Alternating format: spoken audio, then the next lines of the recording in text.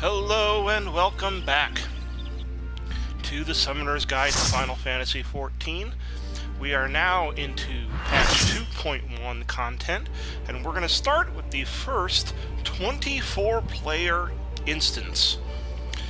The first part of the Crystal Tower storyline, the Labyrinth of the Ancients. As I said, this is a 24-player instance. It is broken up into 3 parties of 8, known as Alliance A, B, and C.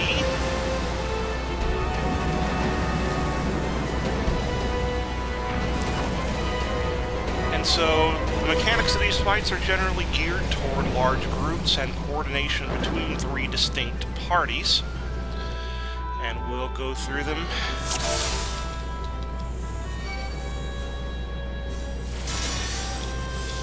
as we get to them. Violet is still sporting her summer wear. We are still in the midst of the Moonfire Fair event.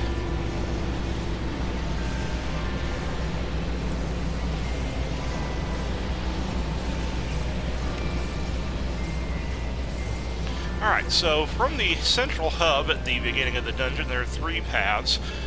You have to, and 2 of them are locked, so you have to start on the path to the left, then you'll return to the beginning and go to the path to the right, and then you will return to the beginning and go up the center. Once you've done all 3 of those, a hole will open up in the center that you'll jump down for the final boss. Alright, so for these first trash bolts, get up onto these green platforms. Why did I not summon?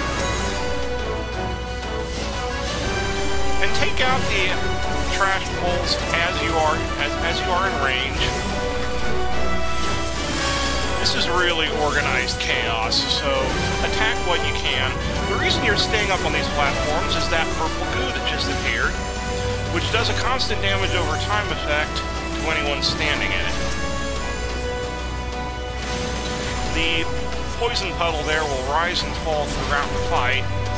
So, as a caster, it's best that you just find a place to stand and stay there.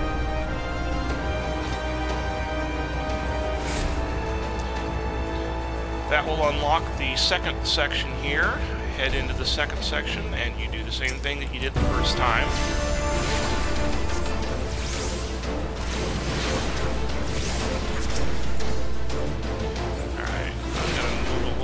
In here. Put up an area where I can drop a shadow flare, so I will do that.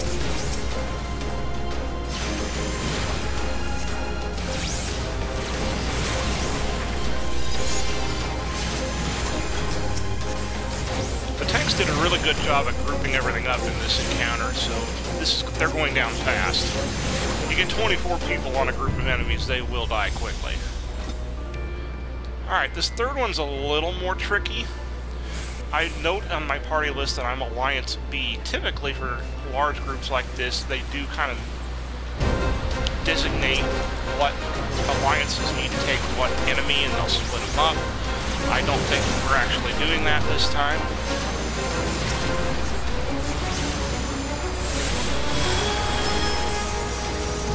Dodging AoEs is interesting in this section, to be sure.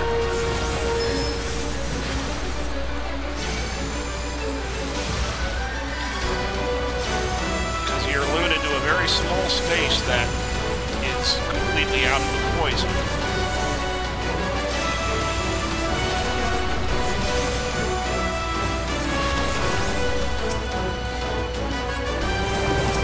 Alright, and that's all of those. I'll refresh my ether flow. And this takes us to the first boss, the Bone Dragon.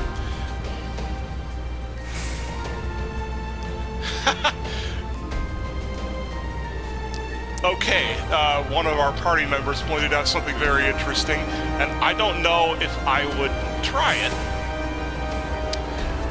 The party member claims that you could splash the purple goo and the lava. There's a new splash emote that came out during the Moonfire Fair quest.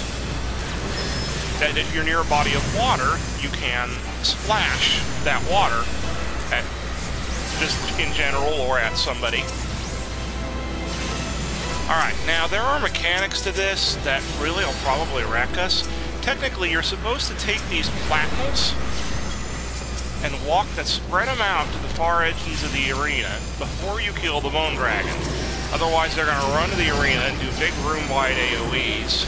That'll probably end up wrecking you. Early on, it was pretty much a guaranteed wipe if all the platinums went in and self-destructed, because they do damage. They do 1,000 damage each. Now with better gear, everybody's better equipped, or it has more HP. And the healers are basically just healing through it.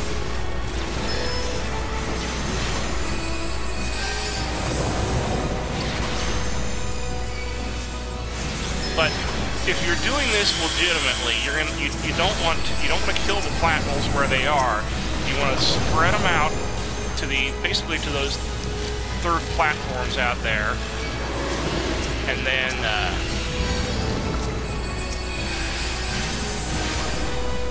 basically once the Bone Dragon goes down, they will charge the center slowly. You kill them before they reach the center, they won't do damage. Bone Dragon revives twice, so you actually have to deplete its HP 3 times. Third time, you don't have to worry at all about platinums. He's going to summon some eyeball ads. There they are, the rotting eyes. But if you whittle them down quick enough, you won't have a problem with them.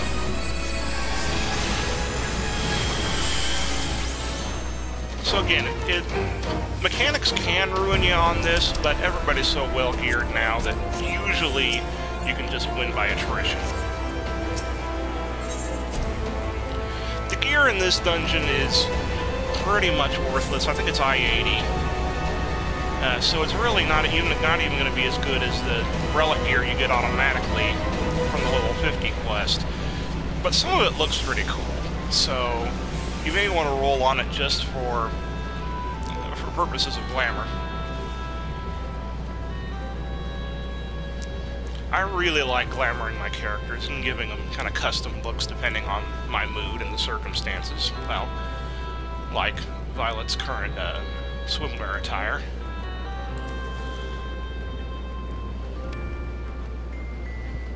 As we are recording this, we're in the middle of August, and it's swimwear season if there ever was. Alright, so here, get to the appropriate section for your alliance. I'm Alliance B, so I'm going down the middle. Apparently you can splash everything in here that's liquid, even the harmful stuff. That's fun. Alright, so if you're a ranged DPS or a healer, you're going to want to stand on this platform. 4 people need to be standing on this platform at all times. That will lower a shield on the Atomos for one of the other alliances. Now, one of the tanks should be pulling these ads close to you. You're not going to be in range of the Atomos from here. So hopefully the off tank will pull. Oh no, wait, there isn't an off tank anymore. They reduced this to 1 tank.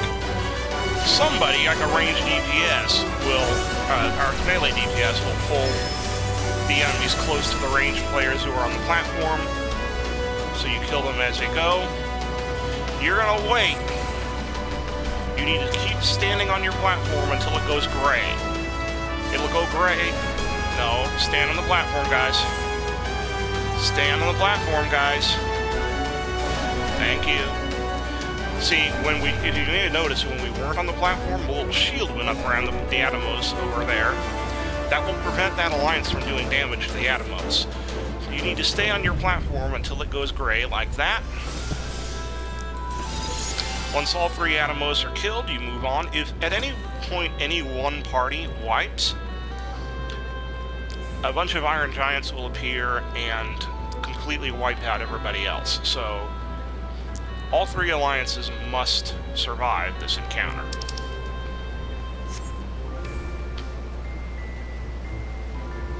Okay.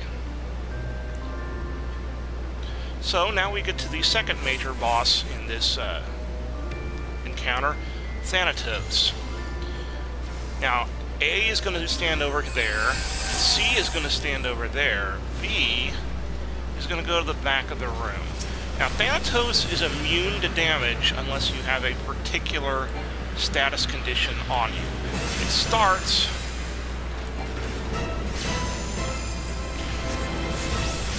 Oh, I need my summon back. It starts with, that only A can do damage to it. So, while you can't do damage to it, take care of the ads. Now, and most importantly, take out the Sandman ads. And this is why we're positioning ourselves throughout the room. Okay. Now, once that little green line hits you, it means that you can hit Thanatos. So now you need to completely focus your attack on Thanatos when you have the ability to do so. A little later in the fight, at some point A will drop off, A will not be able to damage Thanatos anymore, and later on C will be able to damage Thanatos. So if you're Alliance C, you're probably not going to get a shot at the boss.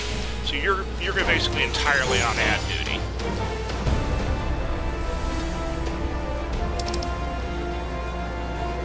Just belts. We need belts.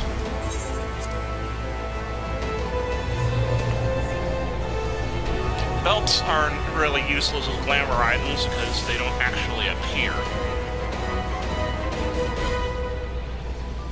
But I'll roll on them for seals.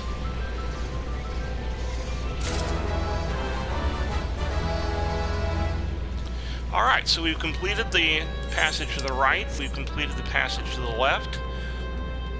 Or, well, in opposite order. Left first, then right. So now, also I've applied the new title from the seasonal event, Eorzi and Ninja Warrior. Yeah, you do actually have to jump over the lip of that. Or go around. I think there's actually a staircase that leads down, but nobody ever takes the stairs. Everybody jumps. Alright, so now we are in the center section, and like before, there's a little mini-boss encounter and then the full boss. Alright, positioning on this boss is just like in the Thanatos encounter. A goes to the left, B goes to the one in the back, C goes to the one on the right. The tanks need to pull these guys as far away from each other as possible. Specifically far away from the bomb in the middle. Our objective is to kill everything before the bomb blows up and kills everybody. So we need to keep the bomb from taking damage until these three tethers from the Saga are down. So we needed to kill the Allagan balloons, and more importantly, the Allagan napalm.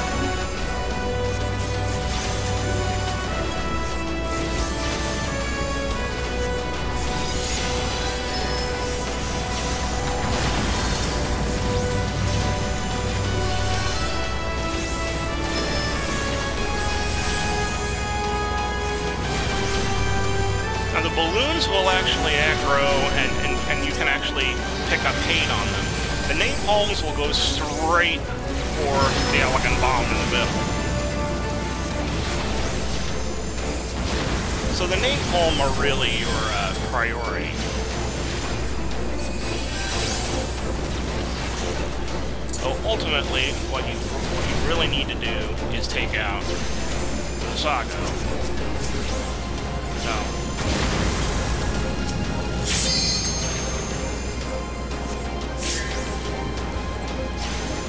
I keep losing my pet.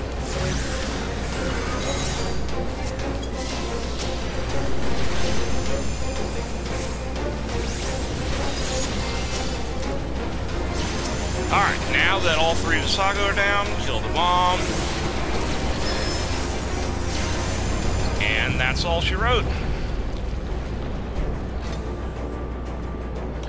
Alright, next up is King Behemoth. Now, there are a lot of mechanics in this boss fight that are very often ignored, so I'm going to give you the real important stuff to watch out for as a summoner. There's going to be 4 towers that can be deactivated. They're basically going to generate a damage field across the entire arena. It used to be tradition that off-tanks would take care of the towers.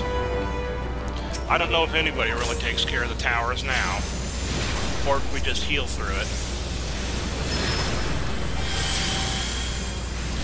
The Iron Giant is something you want to take care of. The Iron Giant will ruin your day later on. And the bomb ads are probably something you want to deal with as well. Alright. When King Behemoth says, "Grarg," you need to get behind one of these rocks. Have a rock between you and... Okay, I guess I wasn't behind a rock. I thought, or maybe I just got killed by the giant. Alright. He does it again. Get behind the rock. I'm probably still gonna die, because I don't have any health. Oh, they're timing it. Okay, good. So basically, yeah, that Ecliptic Meteor attack that King Behemoth uses will mess you up, and he'll do it whenever he says, "Grarg." You just need to have a rock in between you and the Behemoth. That was chaotic, but we managed to win. I'll skip that. Alright, ooh, a crimson hat. I'll roll neat on that. That's a glamour gear.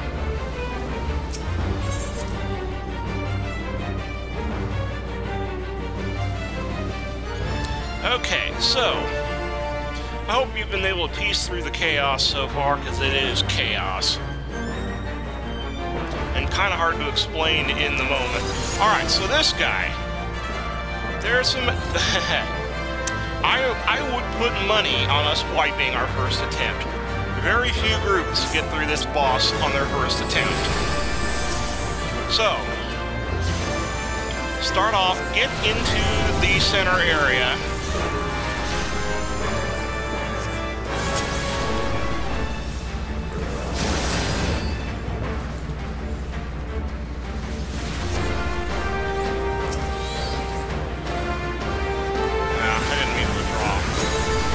Which ability was get on over here.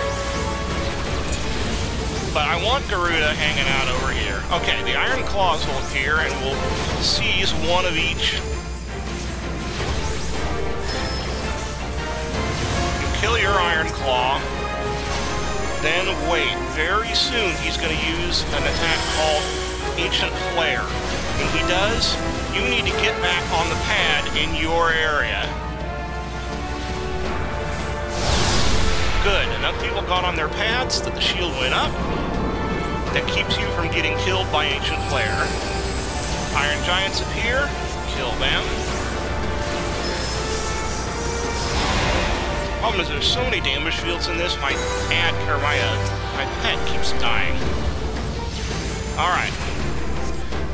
Now we resume.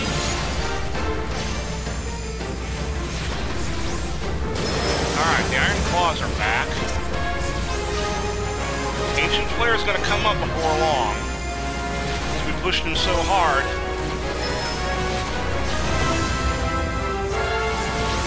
Yep, there it is. Get back to your pads. Got it! Oh, just in time.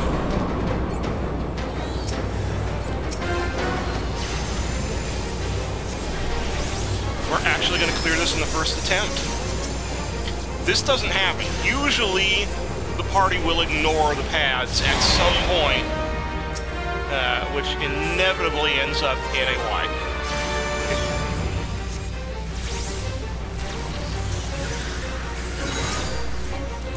Alright. And that's it. That is the Labyrinth of the Ancients. It's usually pretty easy, even as a DPS, to get into these 24-player instances, because there is a 24-player roulette that is very, very lucrative. So a lot of people run them. Therefore, you can really you can really have a good opportunity.